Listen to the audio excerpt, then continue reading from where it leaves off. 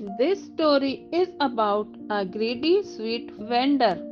ये कहानी एक लालची मिठाई वाले के बारे में है। नमस्ते, आइए कहानी शुरू करते हैं। एक बार की बात है, रामपुर नाम के गांव में श्याम नाम का एक हलवाई रहता था। वह खूबसूरत और स्वादिष्ट मिठाई बनाने के लिए जाना जाता था। इसी कारण उसकी दुकान पूरे गांव में बहुत प्रसिद्ध थी। पूरा गांव उसी की दुकान से मिठाई खरीदता था और वह और उसकी पत्नी मिलकर शुद्ध देसी घी में मिठाई बनाते थे। इससे मिठाइयाँ काफी अच्छी और स्वादिष्ट बनती थीं। हर रोज शाम होते होते उसकी सारी मिठाइयाँ बिक जाती थीं और वह अच्छा मुनाफा भी कमा लेता था।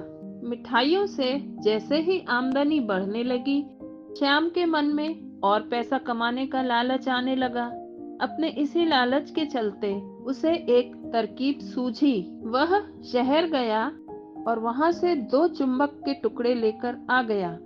उन टुकड़ों को उसने अपने तराजू के नीचे लगा दिया। एक दिन उसकी दुकान पर एक ग्राहक आया जिसने श्याम के पास से 1 किलो जलेबी खरीदी। इस बार तराजू में चुंबक लगाने की वजह से श्याम को अधिक मुनाफा हुआ। उसने अपनी इस तरकीब के बारे में अपनी पत्नी को भी बताया, लेकिन उसकी पत्नी को श्याम की यह चालाकी अच्छी नहीं लगी। उसने श्याम को समझाया कि उसे अपने ग्राहकों के साथ इस तरह की धोखेबाजी नहीं करनी चाहिए, लेकिन श्याम ने अपनी पत्नी की बात बिल्कुल भी नहीं सुनी। वह हर रोज तराजू के नीचे चुंबक लगाकर अपने ग्राहकों को धोखा देने लगा। इससे उसका मुनाफा बढ़कर कई गुना अधिक हो गया। इससे श्याम काफी खुश था। एक दिन श्याम की दुकान पर मंगल नाम का एक नया ग्राहक आया।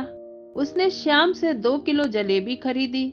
श्याम ने इसे भी चुंबक लगे तराजू से तौलकर जलेबी दे दी। मंगल ने जैसे ही जलेबी उठाई, उसे लगा कि जलेबी का वजन 2 किलो से कम है।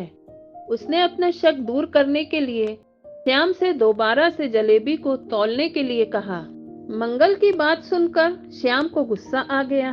उसने कहा, मेरे पास इतना फालतू समय नहीं है कि मैं बार बार तुम्हारी जलेबी ही तौलता रहूं। इतना कहकर उसने मंगल को वहां से जाने के लिए कह दिया। श्याम मिठाई वाले की बात सुनने के बाद मंगल जलेबी लेकर वहां से चला गया। वह एक दूसरी दुकान पर गया और वहां बैठे मिठाई वाले से अपनी जलेबी तौलने के लिए कहा।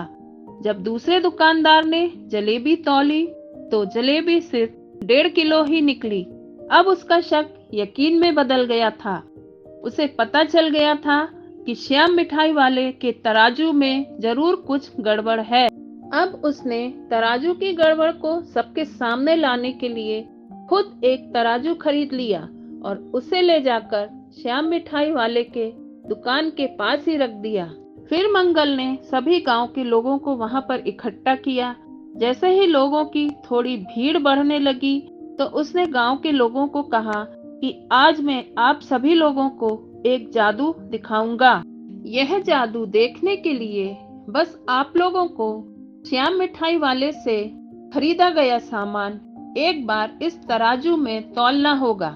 तब आप लोग देखेंगे कि कैसे श्याम मिठाई वाले के तराजू में तौली गई मिठाइयाँ इस दूसरे तराजू में अपने आप ही कम हो जाती हैं। कुछ देर बाद 1-2 लोग मिठाई लेकर मंगल के पास पहुंचे तो उसने ऐसा करके भी दिखाया।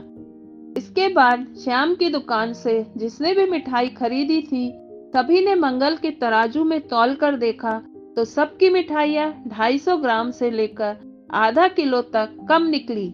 यह सब देखकर लोगों को काफी हैरानी हुई। अपनी दुकान के पास ही यह सब होता देख श्याम मिठाई वाला मंगल से झगड़ा करने लगा। उसने लोगों को बताया कि मंगल यह सब नाटक कर रहा है। अपनी बात को सही साबित करने के लिए मंगल सीधे श्याम मिठाई वाले का तराजू लेकर आया और तराजू में लगा चुंबक निकालकर सबको दिखाने लगा। यह सब देखने के बाद गांव वालों को बहुत गुस्सा आया। सबने मिलकर उस लालची मिठाई वाले को खूब मारा। अब श्याम मिठाई वाले को अपने लालच और उसके कारण की गई गलत हरकतों पर पछतावा हो रहा था। उसने अपने गांव के सभी लोगों से माफी मांगी और वादा भी किया कि भविष्य में वो कभी ऐसी कोई जालसाजी नहीं करेगा। श्याम की इस धोखेबाजी से पूरा गांव नाराज था, इसलिए लोगों ने उसकी दुकान में जाना काफी कम कर दिया। इधर श्याम के पास पछताने के अलावा कुछ और नहीं बचा, क्योंकि वो पूरे गांव वालों का भरोसा खो चुका था। इस कहानी से हमें यह सीख मिलती है कि हमें कभी भी लालच नहीं करना चाहिए।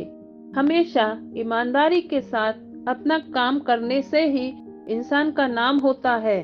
लालच के चलते भले ही कुछ समय के लिए अच्छा फायदा हो, लेकिन इससे इज्जत और आत्मसम्मान दोनों कम हो जाते हैं। कहानी समाप्त। धन्यवाद।